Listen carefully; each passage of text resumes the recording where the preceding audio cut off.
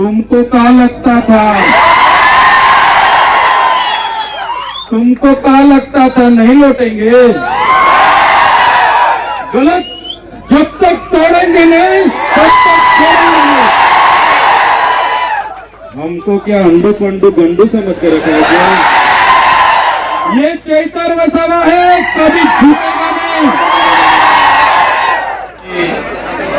पवित्र भूमि पर गोविंद गुरु લીંબડી તાલુકાની આ ભૂમિ પર આજે જ્યારે અમે પધાર્યા છે ત્યારે મંચસ્થ આ વિસ્તારના આગેવાન અને હર હંમેશ આ વિસ્તારના ન્યાય માટે લડતા એવા આમ આદમી પાર્ટીના સંગઠન મંત્રી નરેશભાઈ બારિયાજી સાથે મારી સાથે નર્મદા જિલ્લામાંથી પધારેલા નર્મદા જિલ્લાના પ્રમુખ એવા નિરંજનભાઈ વસાવા, દાહોદ જિલ્લાના પ્રમુખની જેઓ જવાબદારી નિભાવી રહેલા છે એવા રાકેશભાઈ બારિયા, જે વિસ્તારમાં આજે સભા છે એ વિસ્તારના જ દાહોદ જિલ્લાના મહિલા મોરચાના જિલ્લાના પ્રમુખ એવા શ્રુતિબેન, આ વિસ્તારમાં ગત 22ની વિધાનસભા જેઓ ખૂબ સારી રીતે લડ્યા છે એવા અનિલભાઈ ગરાસિયા, ફતેપુરાના આગેવાન અને મહિલા અગ્રણી એવા ડોક્ટર જીગીસાબેન, આ વિસ્તારના જૂના અને જાણીતા આ વિસ્તારમાં સામાજિક પ્રવૃત્તિ પણ ખૂબ સારી કરતા એવા તરુણલતાબેન, અમારા દાહોદ લોકસભાના ઇન્ચાર્જ એવા ભાનુભાઈ, દેવગઢ બારિયા અને દાહોદ વિસ્તારના પ્રભારી એવા હાર્દિકભાઈ, મહીસાગર અને સંતરામપુર જિલ્લાના સંતરામપુરથી પધારેલા મહીસાગર જિલ્લાના પ્રમુખ એવા બાબુભાઈ ડામોર, સાથે દાહોદથી જે ગત વિધાનસભા લડ્યા હતા એવા મુનિયાજી, મંચસ્થ તમામ આગેવાનો, આજે અમારી સાથે મોટી સંખ્યામાં જોડાયેલા માજી તાલુકા પંચાયતના, માજી જિલ્લા પંચાયતના સભ્યો અને ચાલુ સરપંચશ્રીઓ, સાથે અહીં પૂરી વ્યવસ્થા જળવાય એના માટે વ્યવસ્થામાં કાયદો વ્યવસ્થા જળવાય એના માટે બંદોબસ્તમાં ઉપસ્થિત તમામ પોલીસ અધિકારીઓ, અહીં મીડિયાનું સારું કવરેજ મળે અને આપણો અવાજ ગાંધીનગર અને દિલ્હી સુધી પહોંચે એના માટે તમામ ઉપસ્થિત પ્રિન્ટ અને ઇલેક્ટ્રિક મીડિયાના, પ્રેસ મીડિયાના મિત્રો અને આજુબાજુ વિસ્તારમાંથી મોટી સંખ્યામાં અહીં ઉપસ્થિત થયેલા પૂજનીય વડીલો, આગેવાનો, યુવાનો, માતા બહેનો અને ભૂલકાઓ સૌને મારા જોહાર નમન કરું છું.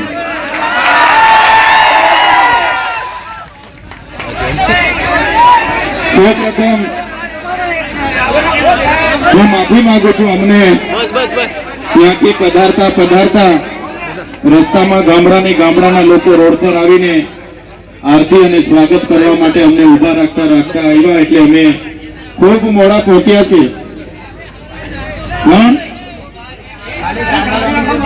અહીં આવીને અમે જોયું તો દાહોદના વડીલો, દાહોદના યુવાનો અને માતા બહેનોમાં જે જુસ્સો છે, જે ભાવ છે અમારા માટે, આ તમારો ભાવ, આ તમારી લાગણી, આ તમારો પ્રેમ અમને અવારનવાર આ વિસ્તારમાં ખેંચી લાવે છે. અને આજે અમે આવીને જોયું, વરસાદ છે છતાંય, વ્યવસ્થા નથી છતાંય હજારોની મેદની અહીંયા આવીને ઉપસ્થિત થયેલી છે. બધાને મેં બે હાથ જોડીને નમન કરું છું, વંદન કરું છું. દાહોદની પ્રજા એટલે આખા રાજ્યમાં, આખા દેશમાં દાહોદનું નામ આવે એટલે જે ઇમારતો છે, એ ચાહે વિધાનસભાની ઇમારત હોય, એ ચાહે સચિવાલયની ઇમારત હોય, એ ચાહે હાઈકોર્ટની ઇમારત હોય, જે પણ ઇમારતો, જે પણ ભવનો, જે પણ આવાસો, જે પણ આજે વિકાસના નામે ગુજરાતમાં બન્યા છે, એના પાયામાં દાહોદના લોકોનો પરસેવો છે. અને એ દાહોદના લોકોનું મારે સંબોધન કરવાનું છે. ત્યારે મને આનંદ થાય છે કે દાહોદની પ્રજાની વચ્ચે છું જેમની આજે સંઘર્ષની વાતો થાય છે, સાહસની વાતો થાય છે અને દાહોદની પ્રજાની મહેનતની વાતો થાય છે, ત્યારે આ ગુજરાતના વિકાસમાં પાયામાં દાહોદની પ્રજાનો પરસેવો છે. એટલા માટે આજે ગુજરાત વિકાસની પંથે આગળ વધી રહ્યું છે. આઝાદીના 78 વર્ષ થઈ ગયા. આજે અઠવાડિયા પહેલા, દિવાળી પહેલા ગુજરાતની સરકારે વિકાસ સપ્તાહ માટે ગામડે ગામડે રથ લઈને એમના ધારાસભ્ય અને સાંસદ સભ્ય પહોંચતા હતા, ફરતા હતા અને વિકાસની ગાથા સંભળાવતા હતા. વિકાસની મોટી મોટી વાતો થતી હતી. ત્યારે વિકાસ મહોત્સવ આજે ચાલે છે. એક બાજુ 78 વર્ષનો અમૃત મહોત્સવ ચાલે છે, છતાં આજે એ દાહોદ જિલ્લો હોય કે નર્મદા જિલ્લો હોય, આજે ગુજરાતના અને દેશના અતિ પછાત જિલ્લામાં દાહોદ અને નર્મદા જિલ્લાનું નામ આવે છે. આઝાદીના 78 વર્ષ થઈ ગયા. અમારા દાહોદના લોકોએ આ દેશની, આ ગુજરાતની ઇમારતોમાં પરસેવો પાડ્યો છે. એક પ્રકારે નર્મદાના, છોટાઉદેપુરના, મધ્યપ્રદેશના, મહારાષ્ટ્રના લોકોએ નર્મદા ડેમમાં પોતાની જમીનો આપી દીધી.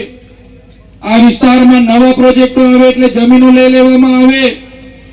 કોરિડોરના નામે, સ્ટેચ્યુના નામે, જીએમડીસી ના નામે, જીઆઈડીસી ના નામે, વિકાસના નામે જ્યારે પણ આ વિસ્તારમાં પ્રોજેક્ટો આવે છે, ત્યારે મારા આદિવાસી ખેડૂતોની જમીનો સહમતિ વગર લઈ લેવામાં આવે છે.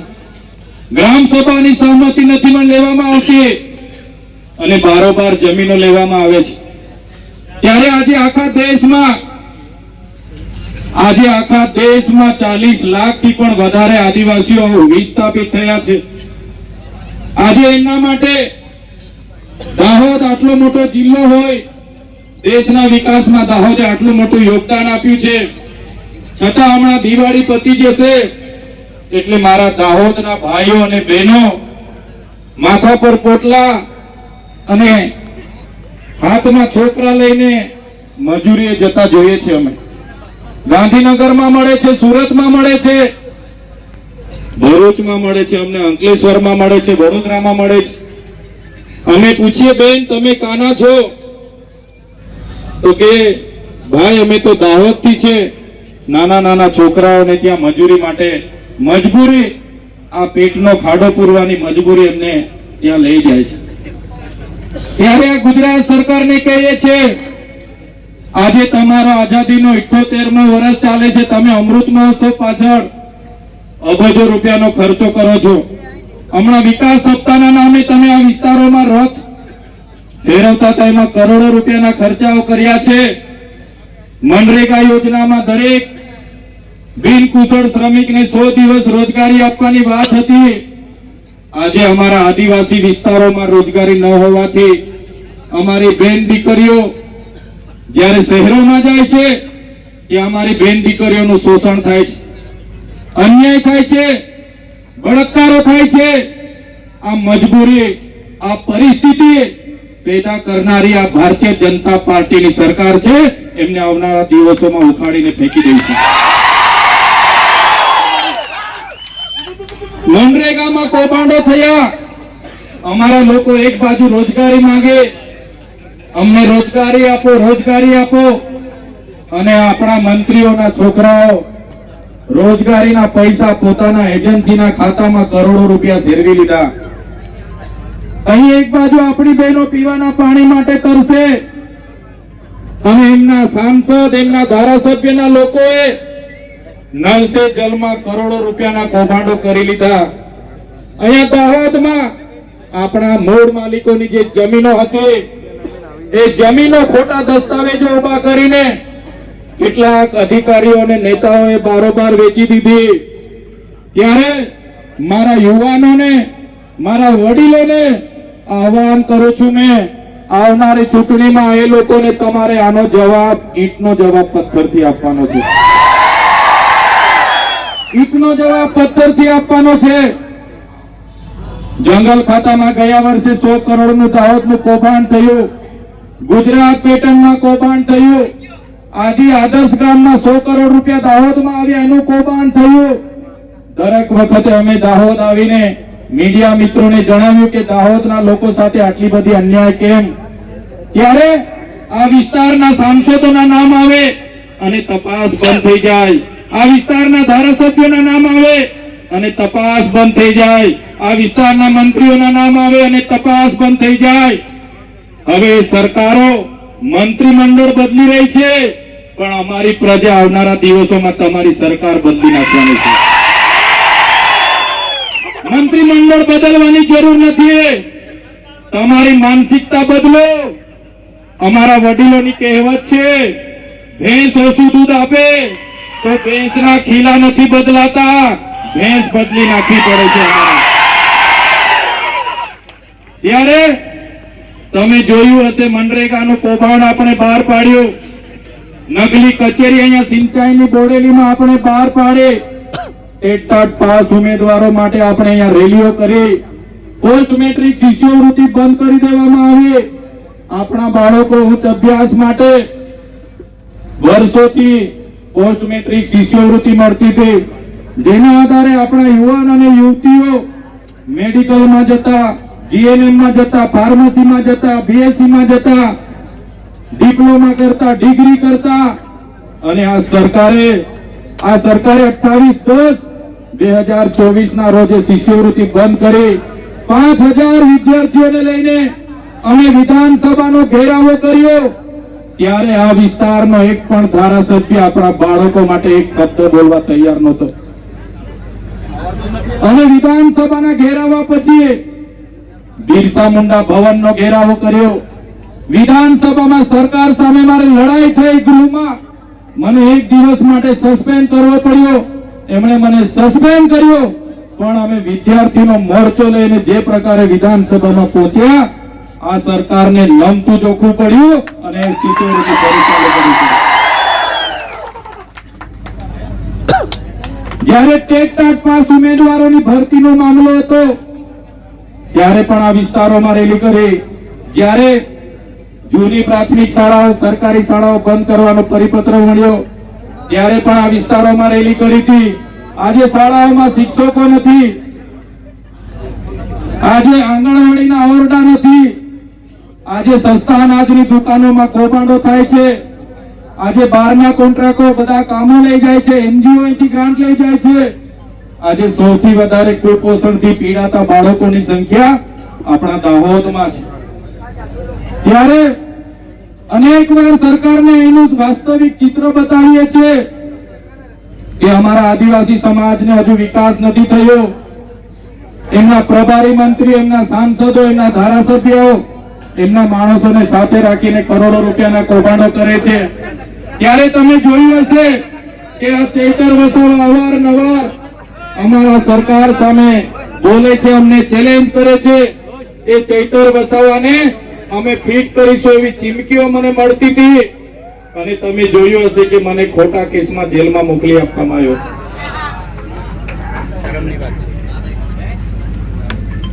એક ધારાસભ્ય તરીકે મને જ્યારે એક્ટિવિટી મીટિંગમાં બોલાવવામાં આવ્યો, મેં મીટિંગમાં પહોંચ્યો. મને ખબર નહોતી કે આ લોકો આયોજન બંધ મારી સાથે ઝઘડો કરવાના છે. પ્રાંત અધિકારી, 2 મામલતદાર સાહેબો, 2 ટીડીઓ અને અમે બેઠા. તાલુકાના પ્રમુખોએ બજારમાંથી કોન્ટ્રાક્ટરોને સભ્ય બનાવ્યા. મેં કીધું આ વિસ્તાર આદિવાસી સમાજનો 57% વસ્તી હોય, આ ગ્રાન્ટ અમે બહારના કોન્ટ્રાક્ટરોને આપીશું નહીં. બસ આટલી વાતમાં બોલાચાલી કરી, ઝપાઝપી કરી અને 5 મિનિટમાં સાંસદ આખું ટોળું લઈને આવી ગયા. અને થોડી જ વારમાં આખી જિલ્લા પોલીસ આવી ગઈ. તમે જોયું હશે, એક ધારાસભ્ય તરીકે કોઈ વાક ન હોવા છતાં મને ધરપકડ કરી લેવામાં આવી, ધક્કામુક્કી કરવામાં આવી. મારો પરિવાર મળવા માટે આવ્યો, મારા આગેવાનો મળવા માટે આવ્યા, પણ મુલાકાત નહીં આપી. તાત્કાલિક ધોરણે કોઈ બનાવ વગર મને ધરપકડ કરી, ઘસડીને જીપમાં ભરી લેવામાં આવ્યો. રાજપીપળા એક નાઈટ જૂની જેલ બજારમાં છે ત્યાં રાખવામાં આવ્યો. મારા આગેવાનો, મારા પરિવાર વાળા રાતે જમવાનું લઈને આવ્યા, કપડા લઈને આવ્યા, પણ પોલીસ અધિકારીઓ પર સરકારનું દબાણ, ભાજપના નેતાઓનું દબાણ, આખી રાત એ લોકો ઉભા રહ્યા પણ કપડા ને જમવાનું આપવા નહીં દીધું. એક સામાન્ય બાબતમાં મામલતદાર ઉભા જામીન આપી દે, છતાં આ લોકોએ મને રાજપીપળાની સેશન કોર્ટમાં રજૂ કર્યો. 307 જેવી ગંભીર કલમ મારા પર લગાડી દીધી. અને જ્યારે કોર્ટમાં મારા વકીલો આવવાનું થયું, મને રજૂ કર્યું ત્યારે મારા વકીલોને અંદર નહીં આવવા દીધા. પોલીસ પર ભાજપના નેતાઓનું દબાણ, સરકારનું દબાણ, એમના ગૃહમંત્રીનું દબાણ, અને મારા જામીન રદ થયા. મને રાજપીપળા જેલમાં રાખવું પડે એની જગ્યાએ વડોદરાની સેન્ટ્રલ જેલમાં મને નાખી દેવામાં આવ્યો. 1600 થી 1700 પાકી કેદના કેદીઓ, કોઈને 20 વર્ષની સજા હોય, કોઈને 30 વર્ષની હોય, કોઈને 15 વર્ષની હોય, કોઈને આજીવનની હોય, કોઈ ફાંસીમાં આવ્યું હોય, કોઈ આતંકવાદી હોય, એવા કેદી બંધુઓ સાથે મને નાખી દેવામાં આવ્યો.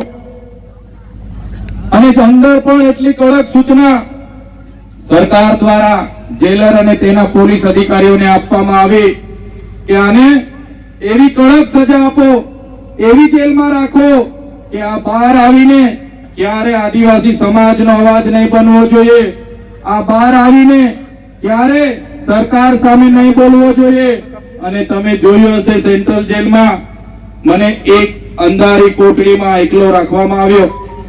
એકલો એક કોટડીમાં આજુબાજુમાં 40-45 માનસિક થયેલા, ગાંડા થયેલા લોકો રે.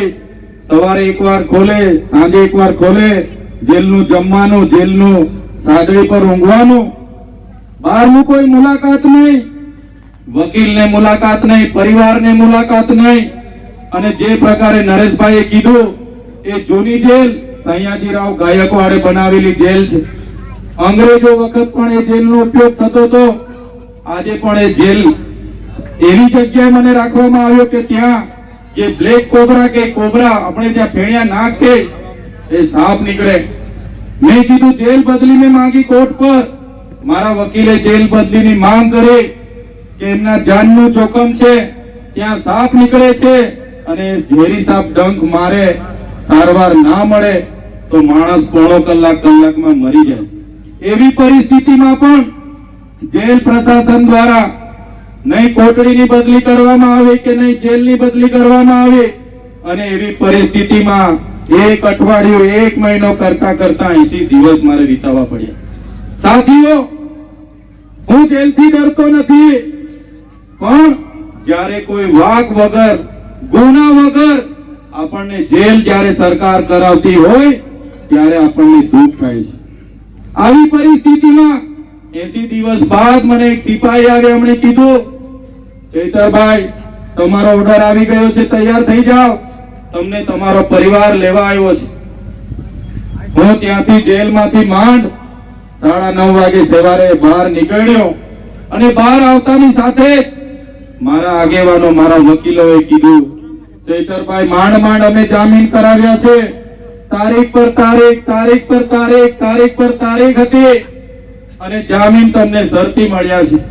ત્યારે નામદાર હાઈકોર્ટમાં સરકાર દ્વારા, એમના પોલીસ અધિકારીઓ દ્વારા ખોટા એફિડેવિટો રજૂ કરવામાં આવ્યા અને કહેવામાં આવ્યું આ માથા ભારે માણસ છે, એને આદિવાસી વિસ્તારમાં રહેવા નહીં દેવાય. અને મારે જે જામીન થયા એ જામીનમાં શરતી જામીન આપવામાં આવ્યા કે ડેડિયાપાડાની હદમાં મારે પ્રવેશ નહીં કરવાનો. હવે તમે વિચાર કરો, ડેડિયાપાડાના લોકોએ મને મત આપ્યા, 1 લાખથી વધારે મત મળ્યા, ધારાસભ્ય બનાવ્યો. ડેડિયાપાડામાં મારી ઓફિસ છે, નાના મોટા હું ગરીબ લોકોના કામ કરું. ત્યાં બોગજ મારું ગામ છે, ત્યાં મારું ઘર છે, મારો પરિવાર છે. પણ હવે મારે ત્યાં 1 વર્ષ સુધી નહીં જવાનું. આ સરકારની નીતિઓ, આ એમની તાનાશાહી. જ્યારે છૂટીને આવ્યો ત્યારે કેટલાક અધિકારીઓ પણ કીધું કે રાજપીપળા અમે હતા, જૂના સાંસદ મનસુખ વસાવાનું ગામ, આઝાદીના 78 વર્ષ પછી પણ ત્યાં રસ્તો નહોતો બન્યો. છૂટીને આવ્યા પછી 2 દિવસ પછી મેં ત્યાંથી પદયાત્રા કાઢી 16 કિલોમીટર ચાલતા ચાલતા મેં રાજપીપળા આવ્યો. અને કીધું કે આ સ્ટેચ્યુ ઓફ યુનિટીની બાજુનું ગામ, ત્યાં રોડ નથી, મનસુખભાઈનું ગામ છે. મહિલાઓને જ્યારે સગર્ભા હોય, ડિલિવરીની પીડા ઉપડે તો ઝોલીમાં લઈ જતા જતા મહિલા રસ્તે મરી જાય છે. તમે વિડીયો જોતા હશો, કોઈને સાપ ડંખ મારે અને એને લઈ જતા જતા રસ્તે મરી જાય. ત્યારે મને સરકારી અધિકારીએ કીધું, તમને ખાલી ડેડિયાપાડામાંથી હદ પાર કર્યા છે, રાજપીપળામાં રહેવાનું હોય તો શાંતિથી રહેજો અને નર્મદા જિલ્લામાંથી પણ હદ પાર કરાવીશું. ત્યારે મેં અધિકારીને તે જ દિવસે કીધું, તમે મને ડેડિયાપાડામાંથી કાઢી નાખશો, તમે મને નર્મદામાંથી કાઢી નાખશો, આ ચૈતર વસાવા અમારા લોકોના દિલોમાં રહે છે, અમારા લોકોના દિલોમાં રહીએ છીએ અમે, ત્યાંથી તમે ક્યારે અમને કાઢી નથી શકવાના. કેટલાક નેતાઓ, હું જેલમાં હતો, અમારા ત્યાંના સાંસદ અને ભાજપના 2 મંત્રીઓએ મારા વિરોધમાં એમણે ટિપ્પણી કરી હતી કે એ તો ગયો, એ 2 વર્ષ પછી જ આવશે, આ ચૂંટણી પોતે પછી જ આવશે. અહીંના એક મંત્રી બનેલા બાજુના તાલુકાના એમણે કીધું એનું તો અમે પૂરું કરી નાખીશું. ત્યારે નેતાઓને બી કહેવા માંગુ છું, तुमको क्या लगता था, तुमको क्या लगता था नहीं लौटेंगे? गलत, जब तक तोड़ेंगे नहीं तब तक छोड़ेंगे नहीं. हमको क्या अंडू पंडू गंडू समझ कर रखा है? ये चैतर वसावा है, कभी झुकेगा नहीं. ત્યારે આ જેલની વેદના, આપણે બધા નાના લોકો છે, 30 વર્ષથી ભારતીય જનતા પાર્ટીનું શાસન છે, એમના ધારાસભ્ય, એમના મંત્રીઓ, એમના સાંસદો કરોડોપતિ અબજોપતિ થઈ ગયા છે, પોલીસ એમની છે, તંત્ર એમનું છે, જેલો એમની હશે, બધું જ એમનું છે, પણ મત તમારા પર છે, તમારા પર એ મત નાખીને એનો બદલો આપણે બધાએ લેવાનો છે. એમના વિરોધમાં મત નાખીને આ તમારા ભાઈ સાથે થયેલું છે, તમારા દીકરા સાથે થયેલું છે, આ ભાઈનો બદલો તમારે મતદાન એમના વિરોધમાં કરીને આ બદલો તમારે લેવાનો છે. ત્યારે આ જ પ્રકારની એમની નીતિ છે અને નીતિઓનો હું શિકાર બન્યો છું. ત્યારે ઘણા સમયથી હું મારા દાહોદના આગેવાનોને યાદ કરું, મારા સાથી મિત્રોને યાદ કરું. મારો મોબાઈલ પણ જમા લઈ લીધો તો માંડ હમણાં છોડાવીને હું લાવ્યો છું. ત્યારે આવી પરિસ્થિતિમાં તમને મારે મળાયું નતું. મારી ઈચ્છા હતી દિવાળી પહેલા તમારી મુલાકાત લે, મારા વડીલોના આશીર્વાદ લે, મારી માતા બહેનોના આશીર્વાદ લે, એવી મારી ઈચ્છા હતી. મારા નરેશભાઈ, રાકેશભાઈ અવારનવાર અમને કહે કે તમે દાહોદ આવતા રહો, અહીંયા દિવાળી કરીશું, અહીંયા રહીશું. દાહોદ પણ તમારો જ પરિવાર છે, દાહોદ પણ તમારો જ ગામ છે. ત્યારે મેં નરેશભાઈ ને રાકેશભાઈ ને કહેતો તો હું ચોક્કસ આવીશ, ચોક્કસ આવીશ. અમારા પરિવાર પાસે ભલે મને નથી જવા દેતા, મેં પણ એમને કીધું કે દાહોદમાં ગમે તે ગામમાં હું જતો રહેમ, સાંજનો જતો રહેમ તો સાંજના રોટલા મળી જશે, સવારે જતો રહેમ તો સવારના રોટલા મળી જશે. દાહોદ મારો પરિવાર છે, મને ક્યારે ભૂખો નહીં રાખે. ત્યારે આ જેલવાસ દરમિયાન એ લોકોનો ઈરાદો હતો કે આને ચૂંટણી પછી જ કાઢીશું, પણ તમે બધા મારી ચિંતા કરતા હશો, મારા માટે પ્રાર્થના કરતા હશો અને કહેતા હશો કે ભાઈ છૂટી જવો જોઈએ, આપણો દીકરો છૂટી જવો જોઈએ. અને તમારી બધાની એ ચિંતા, એ પ્રાર્થના, એ દુઆ, એ પ્રેમ, એ લાગણી થી જ્યારે મેં 80 દિવસ જેલમાંથી છૂટીને આવ્યો ત્યારે હું તમારો બધાનો આભાર માનવા માટે આવ્યો છું. બધાનો ખૂબ ખૂબ આભાર માનું. જ્યારે હું ત્યાંથી નીકળ્યો ત્યારે ઘણા લોકો રસ્તા પર ફૂલહાર ને આરતી લઈને મને મળવા માટે આવ્યા. ઘણા લોકો 2-2 કલાક સુધી પોતાની ફૂલહાર લઈને હાઈવે પર 9:30 વાગે વડોદરા જેલમાંથી મને કાઢવામાં આવ્યો. ત્યાંથી મળતો આવ્યો, રાજપીપળા 4 વાગે પહોંચ્યો. ગામડાના લોકો રોડ પર આવે, અને બધા ફુલહાર કરે, આરતી કરે, રડે, ચિંતા કરે અને પછી 5:30-6 વાગે મારા મત વિસ્તારની નજીક મોવી ખાતે પહોંચ્યો ત્યાં સુધી પબ્લિક પબ્લિક પબ્લિક. ત્યારે તે દિવસે મારા મનમાં થયું કે આ લોકો મને લઈ જવા માટે આ બધું કરાવે છે, એ લોકો સાથે જતો રહે, કાલે મંત્રી પણ બનાવી દે, પૈસા પણ કમાઈ લે, બંગલા પણ બનાવી લે, મારા કેસ પણ પૂરા થઈ જાય, પોલીસ પણ સલામ કરે, પણ જે જનતા માટે મેં અવાજ ઉઠાવું છું એ જનતાનો અવાજ પછી કોણ બોલશે? કોણ બોલશે પછી?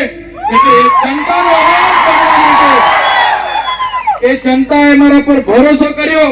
મને દીકરાની જેમ આજે 11 વાગ્યાના અહીંયા રાહ જુએ છે, મારા મિત્રો આજે રાહ જુએ છે. આજે તમારો પ્રેમ મને મળ્યો છે, આજે તમારી લાગણી મારી સાથે છે, તમારો ભાવ મારી સાથે છે. એ કોઈ મંત્રી કે મુખ્યમંત્રી કરતા પણ મારા માટે બહુ મોટી, એ મારા માટે મુખ્યમંત્રી મંત્રી કરતા પણ બહુ મોટી વાત છે. હું જેટલા મારા લોકોને મળું છું, મારા ગરીબ લોકોના અવાજ બનું છું. ગમે તેટલી જેલો કરવાની હોય કરી લે એમના ગૃહમંત્રી. ચૈતર વસાવાને જેલમાં નાખવાથી ચૈતર વસાવાની લડત બંધ નથી થવાની. લડત ચાલુ થઈ ગઈ છે. આજે એકલા ચૈતર વસાવા નથી, આજે હજારો ચૈતર વસાવા. આ એકલા ચૈતર વસાવાનો અવાજ નથી, આ હજારો ચૈતર વસાવાનો અવાજ આવે છે.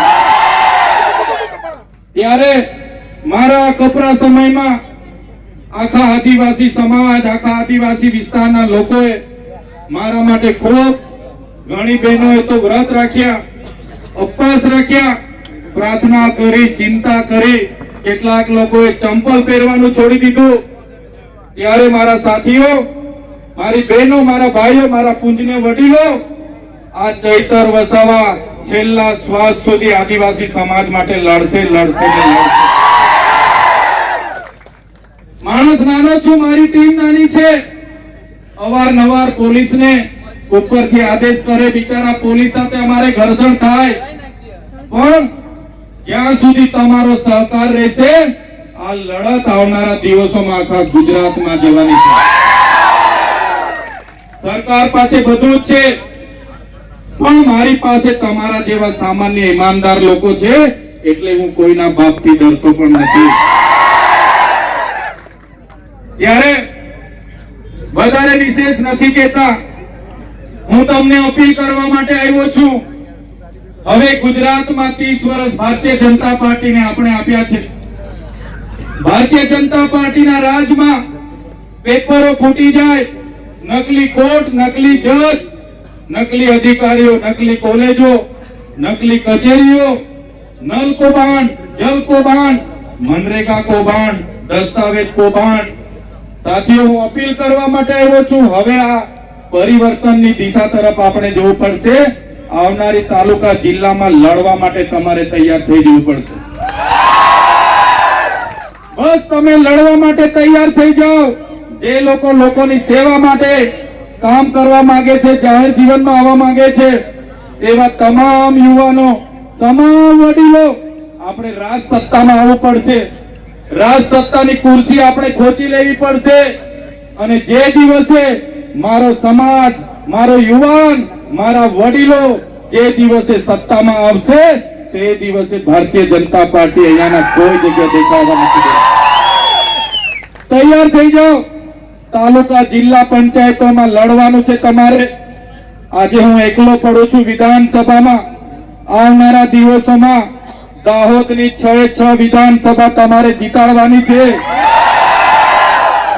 જે તમારા ધારાસભ્ય ત્યાં બેસે છે એમની સરકાર ઊંચી આંગળી કરવાનું કહે તો ઊંચી આંગળી કરે, નીચી કરવાનું કહે તો નીચી કરે. એવા નેતાઓની આપણે જરૂર નથી. આપણા અધિકારોની વાત કરવાની જરૂર. આપણા અધિકારોની વાત કરે નેતાને તમારે તાલુકા, જિલ્લાઓ અને વિધાનસભામાં મોકલવાના છે. ત્યારે આજે વધારે વિશેષ વાત હું નથી કરતો, પણ જે તમારો ભાવ છે, તમારો જે પ્રેમ છે, અમારા માટે તમે આખો દિવસ કોઈ ખાધું નહીં ખાધું, સવારના તમારા ખર્ચે અહીંયા આવી ગયા હતા.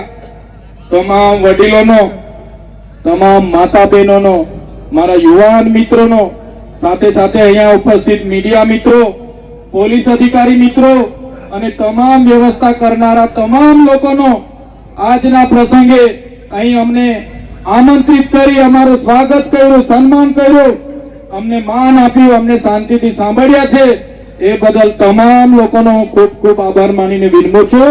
જય આદિવાસી, જય જોહાર, જય ભીલ પ્રદેશ.